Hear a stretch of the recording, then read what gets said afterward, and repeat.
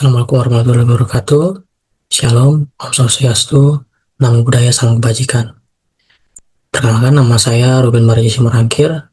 Di kesempatan kali ini, saya akan mempresentasikan dan memaparkan hasil dari proyek kami di program studi kewarganegaraan.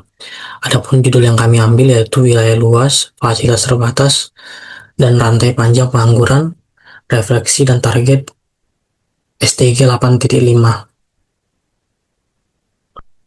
Oke, yang melatar belakangi kami melakukan penelitian ini adalah kami melihat data BPS di tahun 2024, tepatnya di bulan Februari, menunjukkan sebanyak 4,82% penduduk Indonesia masih belum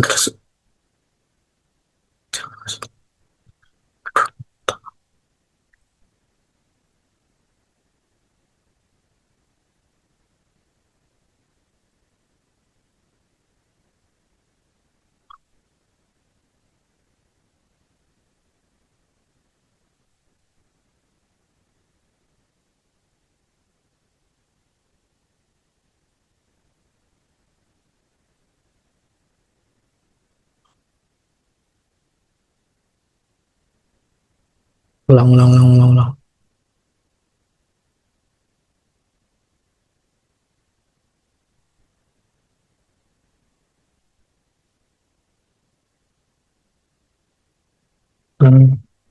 Halo semuanya, Assalamualaikum warahmatullahi wabarakatuh.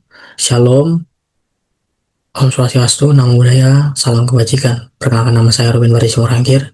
Saya mahasiswa BINUS Universitas Online dengan mengampu jurusan Computer Science. Di sini saya akan mempresentasikan proyek kami dari mata kuliah kewarganegaraan dengan judul Wilayah Luas, Fasilitas Terbatas, dan Rantai Panjang Pengangguran, Refleksi dan Realita SDG 8.5. Apa yang melatar belakangi kami melakukan penelitian ini yaitu kami melihat di data BPS Februari 2004 bahwa masih tingginya penduduk yang belum terserap kerja, yang mana luasnya wilayah dan beragamnya kondisi geografis menjadi halangan pemerataan pembangunan termasuk akses pendidikan, pelatihan, dan lapangan kerja.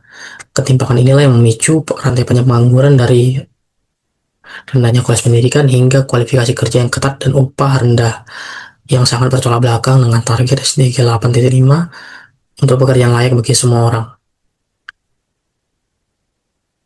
Adapun yang ingin kami teliti telah kami jabarkan di rumusan masalah, yaitu mencari faktor apa saja yang menyebabkan tingginya angka pengangguran terbuka di Indonesia, khususnya di wilayah dengan fasilitas terbatas.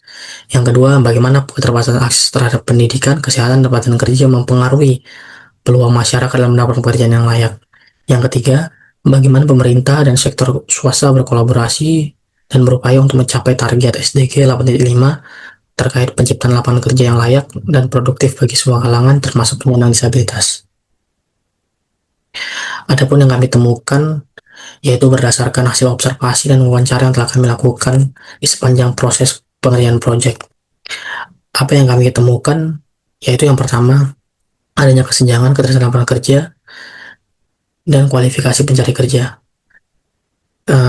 Baik pengisi kuesioner maupun audiens wawancara kami menyoroti ketidaksesuaian antara skill yang dimiliki dengan industri yang dicari. Lalu ada minimnya keterampilan para audiens dan pengisi kuesioner terhadap kualifikasi yang ada di lowongan pekerjaan. Selanjutnya,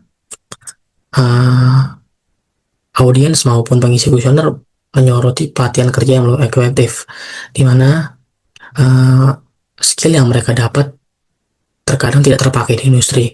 Lalu lapangan pekerjaan untuk skill yang mereka latih tidak ada, tidak tersedia dan tidak ada. Lalu orang-orang yang ingin mendapatkan pelatihan kerja memiliki kendala pada akses biaya mahal dan lokasinya yang jauh. Lalu kami menemukan bahwa beberapa audiens maupun kuesioner menanggapi bahwa mereka menemukan perusahaan yang menawarkan gaji tinggi tapi dengan beban perusahaan yang menawarkan gaji rendah namun dengan beban kerja yang tinggi.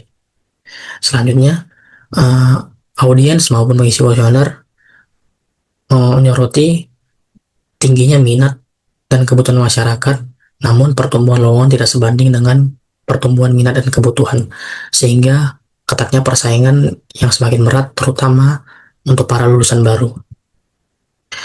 Selanjutnya, dari hasil temuan kami merancang beberapa solusi yang perlu kolaborasi antara pemerintah dan pihak-pihak swasta lain.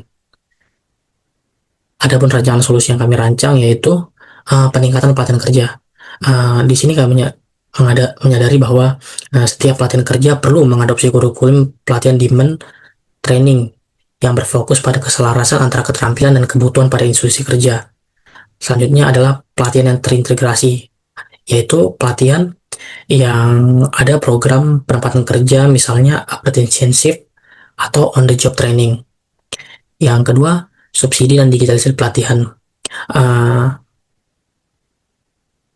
Kami merancang bahwa perlunya digitalisasi pelatihan agar orang-orang yang terkendala akses jauh atau tempat dapat mengakses pelatihan secara daring. Juga memberi subsidi bagi mereka yang berhalangan biaya. Selanjutnya ada pengawasan upah dan standar kerja. Pemerintah perlu memperketat pengawasan terhadap UMR dan jam kerja, dan juga mendorong setiap perusahaan untuk menerapkan fair work policy. Yang terakhir adalah pengembangan ekonomi lokal. Uh, Pemerintah mengarahkan program wirausaha berbasis potensi daerah yang akan nantinya didukung oleh investor-investor swasta sehingga menciptakan lapangan pekerjaan yang baru. Nah, dari hasil temuan, latar belakang, rumusan masalah, dan rancangan solusi, dapat kita simpulkan bahwa tingginya pengangguran Indonesia, khususnya di daerah dengan fasilitas terbatas, disebabkan oleh ketidaksesuaian keterampilan dengan kebutuhan industri, minimnya akses pelatihan, upah di bawah standar, dan rekrutmen yang kurang transparan. Untuk mendukung pencapaian SDG 8.5 diperlukan kolaborasi pemerintah, dunia usaha, lembaga pendidikan, dan masyarakat melalui peningkatan pelatihan kerja, pemanfaatan teknologi, penegakan regulasi, serta pengembangan ekonomi lokal, sehingga terciptalah lapangan kerja layak dan merata. Nah, yang terakhir, refleksi pribadi dari saya, selama pengerjaan proyek ini saya menyaksikan realita yang sangat memprihatinkan tentunya terkait dengan pengangguran, khususnya di daerah-daerah yang fasilitasnya terbatas. Banyak yang cari kerja, memiliki kemauan, namun keterampilan tidak sesuai dengan industri.